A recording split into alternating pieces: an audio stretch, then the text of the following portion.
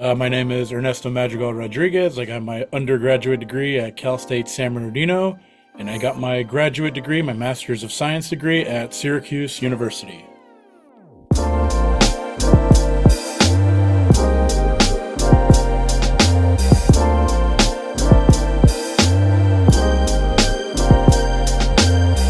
So I should start with mentioning my community college track, where I spent a few years in community college. The community college road is pretty tough for a lot of people because you're kind of trying to figure out like what you want to do with your life. And for me, there was a lot of, I guess you could say, soul searching. So I was at community college from 2012 to about 2017. It's 5 years. I mean, I guess I wasn't proud to say that back then, but I am proud to say it now because I'm kind of grateful of like the journey that I've been on and the different the paths I've crossed to get to where I'm at, which led me to Cal State San Bernardino, which is a crazy story within itself. I don't know if you want to hear about that, but just the way I got there was crazy. And then Cal State San Bernardino was pretty quick. Pretty straightforward. I even had a class with you, Angel, which was that journalism class. Got out of there pretty quick, and then just started working at Cal State San Bernardino. And then a couple years later, decided that I wanted my graduate degree, and I decided to get my graduate degree. My original plan when I got out of community college was to go to Cal State LA, considering the degree that I want, which is a communications/journalism/media degree. Obviously, everybody knows Los Angeles is kind of the place you want to be at as far as so many opportunities and networking and all that fun stuff. So, I applied and everything to Cal State LA, and my GPA wasn't good at all in community college. A lot of trial and error where took a lot of classes where, you didn't put your full forward effort, I had to retake chemistry a couple times, blah, blah, blah, blah. But, so it was February of 2017. There was a brawl in the then Staples Center, right? I'm in line, and outside of Staples Center, all those statues, right? Yes. Yeah. Okay, yeah. So all the statues out there. So I'm just out there waiting to get into the show, right? So you're just waiting for the doors to open or whatever. And, I decided to check my email because, there's downtime, right? So I check my email and, it's an email from Cal State LA. And I'm like, oh, wow, this could be a great day. And it actually wasn't. It was actually a letter of them saying, well, we can't accept you. Your GPA is too low, and we encourage you to apply again. So pretty much I got denied, right? And I'm like, man, what am I going to do? And I'll never forget, man. I was actually thinking about this the other day. I look over, and to the right, the first thing I saw was the statue of the great Chick Hearn, the legendary Lakers broadcaster. And that's what I want to do. That's what I currently do is I'm a broadcaster. I want to be a sports broadcaster. I wasn't at the time then, but that certainly was my goal, my end goal. And I thought it was a little bit symbolic, like you look over to your right, you see that statue, you just got denied. I think it was just a reminder that, hey, it's just a roadblock. You got to just keep on pushing forward. This is a test for you to either give up now or to step on the gas a little bit more and then go forward and try even harder to get to that goal that you want to get to. Sometimes you need to be reminded through failure that it's a test of, do you really want it that bad? And ultimately I did want it that bad. So, Angel, the Cal State application process it's long, it's arduous. It takes like about a year almost. You got to wait the whole year. I don't know why they do that, but they do it that way. So I had to reapply. I didn't apply to Cal State LA. I kind of put that one to bed. So I decided to go a little bit more local. I live in Yucaipa, so San Bernardino is not too far away from me. So I'm like, you know what? I'm just going to go to Cal State San Bernardino. So had to wait out the whole year. Even retook some classes. Excuse me. And applied, finally got in, and that's kind of like the story of how that came together. So the major is communication studies. So in San Bernardino, I got a communications major with an emphasis in media. well, let me go back to community college. So how did I come about that degree, right? So I didn't know what my major was while I was in community college. I was kind of searching for answers. And it's kind of funny, like everything kind of ties back to WWE, which is kind of funny because as a kid, I was a super fan. And, you grow up, right? And then you get into other things. And I got into like other sports like basketball, baseball throughout like my high school years. And then in 2013, I got back into WWE. It was Daniel Bryan. It was CM Punk in the little short time that he was there when I started watching it again. It was John Cena. It was the Wyatt family, The Shield, all those names. I got back into wrestling again. And that kind of planted a seed in me. Because during that time I had just started community college, but this was during the time where I was kind of like lost, where I didn't know what I wanted to do. I think I was always destined to work in sports. I've been into sports like my entire life, and since I was a little kid, I was a huge soccer fan. Then I got into the NBA, then I got into Major League Baseball, then I got back into wrestling. I've always been into wrestling. I got into UFC, so I've always been a sports fan. I have an uncle who tells a funny story. There's a Mexican team, Chivas, the soccer team. When I was a kid, I was a huge Chivas fan. Like, I was 3 years old, 4 years old. As soon as I could walk, I was kicking this freaking soccer ball around. And an uncle tells a story about how I was like 4 years old, and I literally named off every single player from the team. Like that's kind of weird, right? As a kid, like, you should only know like the star players. Like, you don't expect to name the entire starting 11, right? So, that's weird. And then when I started watching WWE again, I went to my second, I had gone to a live event in 2003, way back in the day, but I was like a child, I was like 9 years old. But I went back in 2014 here in Anaheim at the Honda Center, one of my favorite buildings ever. And, I was like, this is like, wow, this WWE stuff is incredible. And then, if you remember, WrestleMania 2015 was in San Francisco, right? Levi Stadium, home of the 49ers. And the Raw right before WrestleMania was in LA at the Staples Center. Right. So, me and my buddy went, and that was the day where everything turned. I just remember, like, I paid a little more attention to not just the storylines and the characters and all that fun stuff, but I paid attention to everything else. For those that don't know, there's a lot that goes into a WWE production. Like, there's so much. There's hundreds of people that work to set up the arena, the staging, everything around it, blah, blah, blah, blah, right? Production, everything. And then that was the day when I realized, I'm like, I want to work in WWE. I want to work in sports. I think this is what I want to do. And I was in school, and I was like, I had heard Chris Jericho. He talked about how he had a communications degree. I remember, what did Chris Jericho do? And then I looked it up, right, and it was a communications degree. And I'm like, oh, okay, so you start doing a little research, like, with this communications degree, and then you find out that that's like the entire foundation of the entire media world. I tell it so, I say it like this. In community college, I learned how to speak. In undergraduate degree, I learned how to put the pieces together, and then in graduate school, I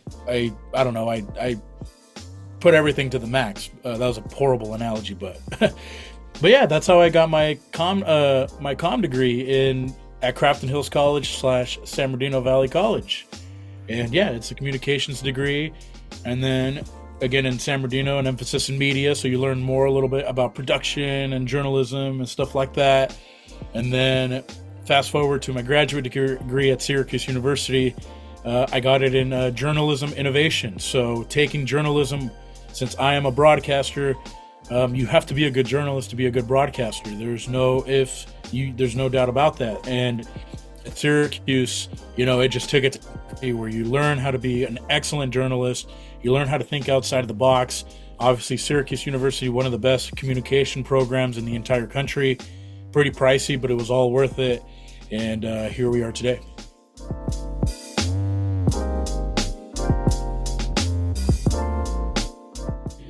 Yeah, as far as challenges go, I think the biggest challenge I've ever had is myself. I think it's myself because um, you learn how to you got to learn how to prioritize, and you know everybody wants to be the greatest this, the greatest that, blah blah blah blah. Everybody wants to be the greatest NBA player of all time. Everybody wants to be the best wrestler of all time. But when it comes down to it, are you really down? Are you really there to put your 100% full effort into that? And it's got to be an investment that you have to make, that no one else has to make. Are you willing to do that? I believe anybody can get to the top, but you have to be 100% into it.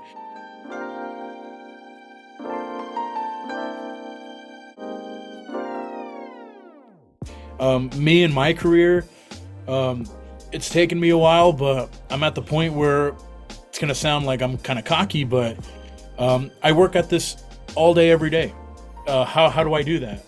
I read about sports every day. I listen to podcasts about sports. I watch sports every day. So it's like every day it's constantly trying to get better at my craft, Yeah, of course, I like to kick back and, drink some beers and party and all that fun stuff, but not like how I used to.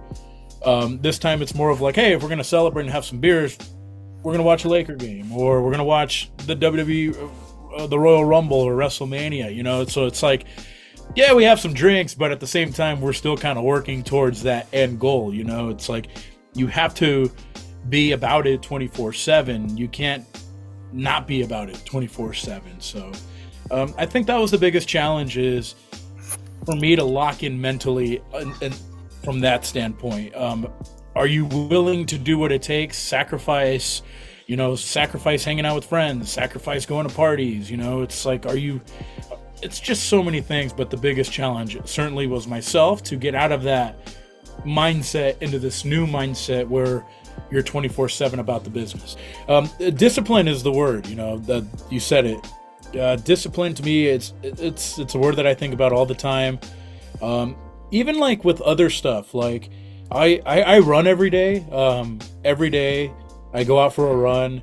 And it's like, well, what does that have to do with like your career? It's like, well, I think running and like going to the gym and working out, those are two things I do religiously.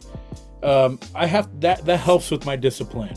And it's like, sometimes, yeah, I like to listen to music, right, when I'm running or whatever, but most of the times I'm listening to those podcasts, I'm listening to old games.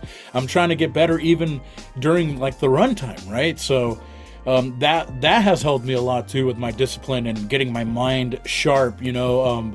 There's days where we've commentated there at Cal State San Bernardino. We'll get into that, but early bird games, and it's like I don't get a chance to go run. I don't feel right, like I don't want to sound like a fitness enthusiast here, but I think it's just that discipline where it's like I have a routine, and when things don't go to the way of my routine, I think I'm like, I didn't get a chance to run.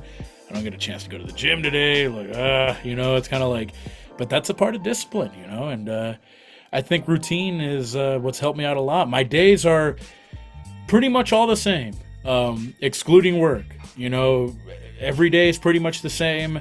It's run, gym, work, pretty much it. Watch a game, obviously, during that time, but it's pretty much all the same, And then when it comes to work, same thing. Run, maybe hit the gym if we can, depending on the time of the game. Go to work, and just keep on that discipline. I live kind of a boring lifestyle, but it's a lifestyle that's necessary for getting better at the craft.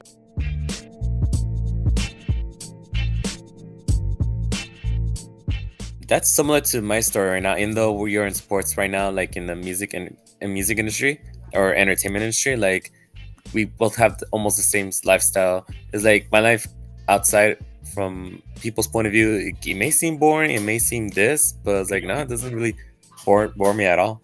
Exactly. There are moments I like to enjoy working at a festival, music, or entertainment show. Oh, yeah. And there are moments where I still enjoy going if I have the time and I have a ticket for it.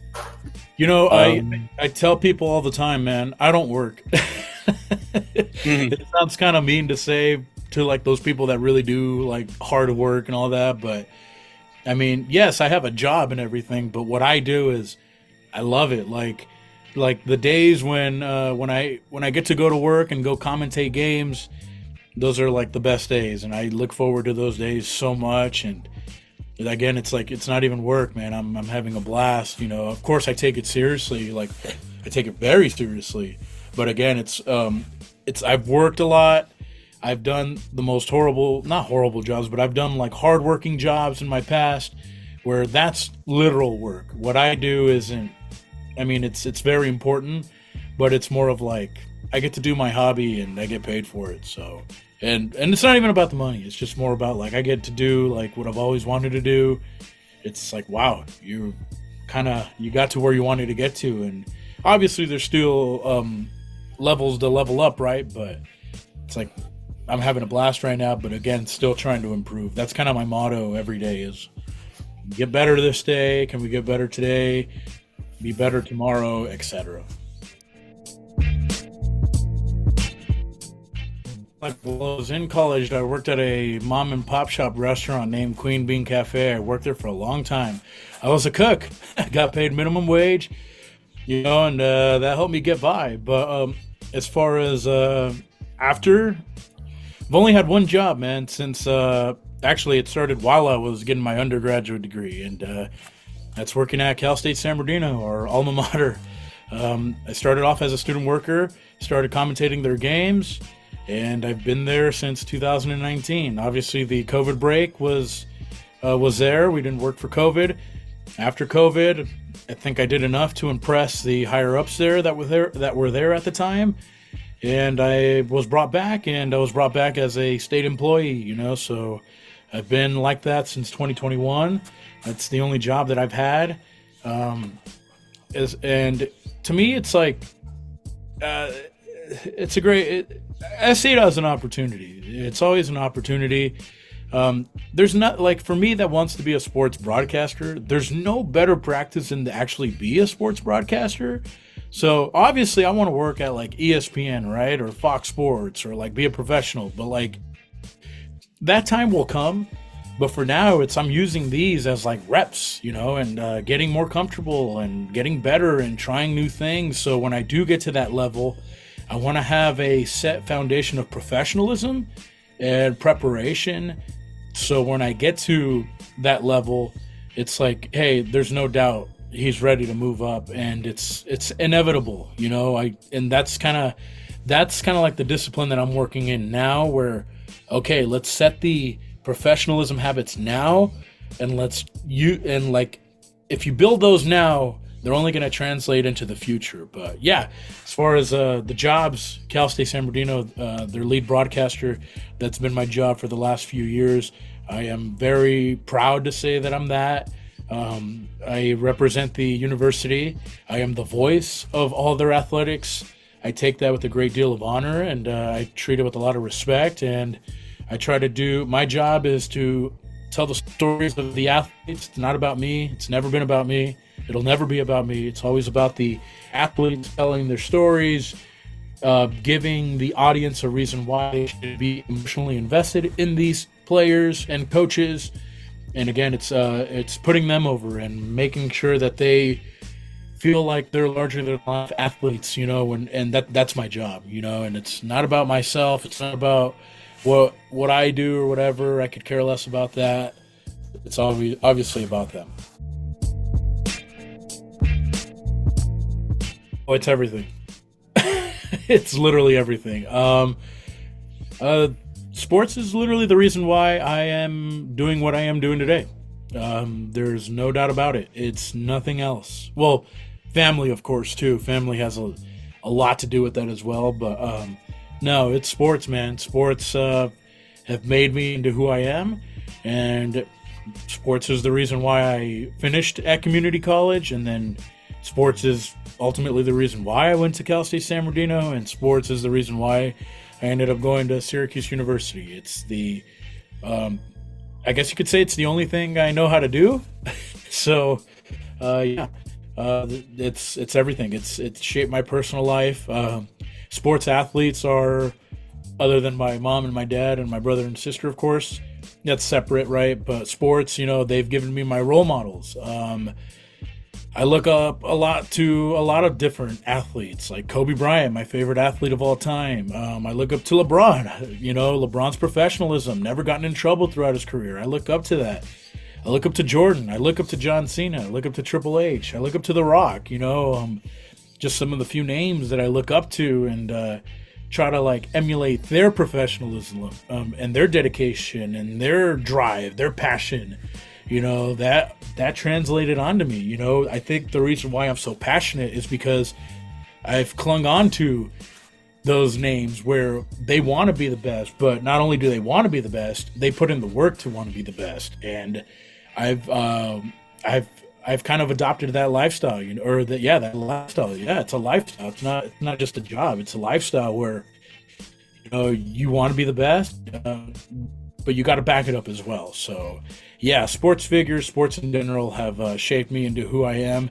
I have no idea where I would be if I didn't get back into WWE back in 2013, because I was kind of like away from sports, like a little bit, like right when I finished high school, early parts of community college. I kind of wasn't into sports all that much, but I think God has a plan for everybody, and I think getting back into WWE kind of brought me back into that sports world, and it was more of like, hey, like, you belong in this world, you're going to work in this world, this is who you are, and this is what you're going to do. So I'm a diehard Laker fan. I watch every single game. Even if I work during the games, I'll come home and watch it either that night or that the next day. That is my end-all, be-all team. I'm a huge Laker fan, but also WWE. I watch Raw, SmackDown, sometimes NXT, but not really. But I watch Raw and SmackDown religiously, watch all the pay-per-views. Huge WWE fan. I think those would be the two. But no, I watch the NFL too. I'm really, really excited about the playoffs coming up for the NFL. Major League Baseball is freaking awesome. I love baseball. I'm an Angel fan, but I do like other teams as well. Exactly. And hockey, I watch some hockey here and there, but no. If it comes down to one, definitely the Lakers and WWE. No doubt about that. Huge fan, like diehard fan of both of those. With school, I have a few. So when I got to go to Syracuse University, I got to go and visit the campus. Tremendous campus. My Syracuse is like none other. I encourage everybody that has a bachelor's degree to go get a master's degree. Just the level of education is different, and you think you know it all when you have your bachelor's, but once you get that master's, it kind of opens your world up a little bit more, and you go, whoa, there's a lot more that I need to learn. And it kind of gets you paranoid because you're like, I need to learn all this stuff, and I think that's what the master's degree does. But at Cal State San Bernardino, man, just getting the chance to work there, man, as their lead broadcaster. I've done lots and lots and lots of games. I don't have an official count, but I'm pretty sure I've done at least like 500 games for them.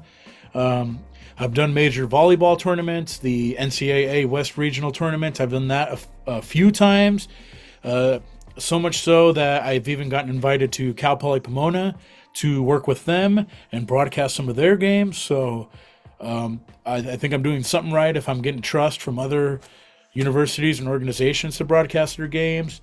I've done so many like major tournaments for the school. I've done volleyball tournaments. I've done basketball tournaments. I've done a soccer tournament. I've done baseball. When baseball had their magical run a couple years ago, I was very lucky to be a part of that. And just some of those games and like some of those moments, like it's insane getting to call a championship game.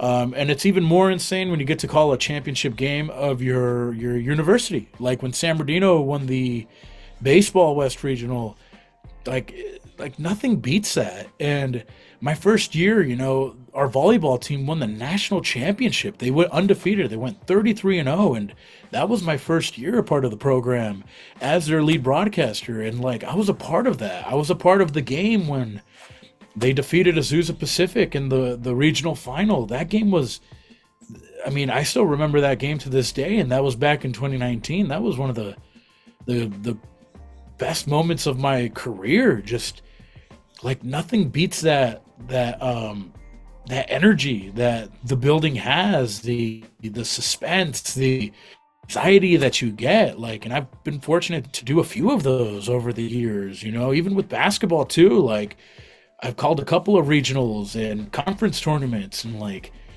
those were like some of the best moments. And kind of going back to earlier on here, you know, who knows if that would have even happened if I would have gone to Cal State LA, you know, like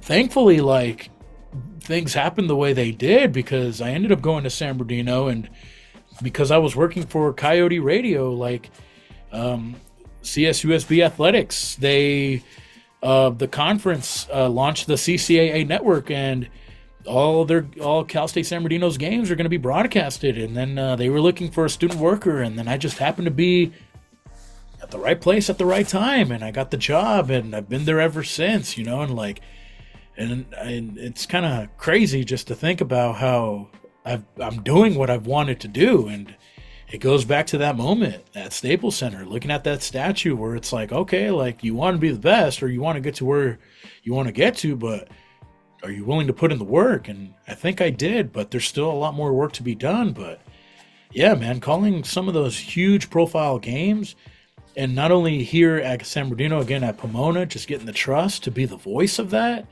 The conference now, they contact me for certain tournaments where they want me to go out there and do them. Like that's big time trust in that the conference and these institutions have in me to be the voice for that. But, and again, I take that all like very seriously. It's, you know, and I take that with the most honor. But yeah, man, just even this past year, we had the Cal State San Bernardino Athletics Hall of Fame ceremony, and they tapped me to be the MC of that. That was a tremendous honor, you know, being there in a private ceremony with our newest inductees into our Hall of Fame, and being there and kind of just being the MC and guiding people through that Hall of Fame ceremony. That was another one where I'm like, man, this is a tremendous honor to be a part of, and it was great. But yeah, man, so many moments, and there's more to come, honestly. So and that comes with trust. And that comes with discipline.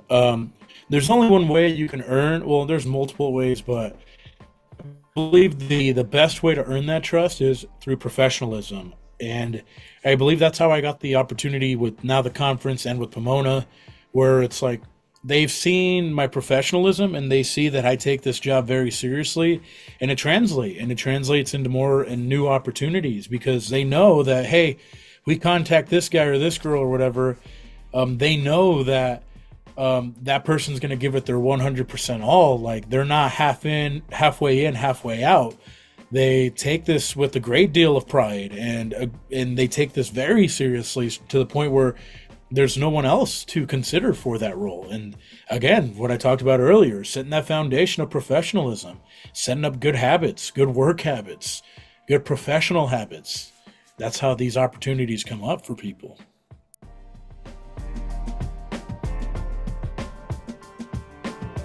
So what's next? If we're thinking beyond Cal State, to go from a D2 to a D1 school, that would probably be the next step.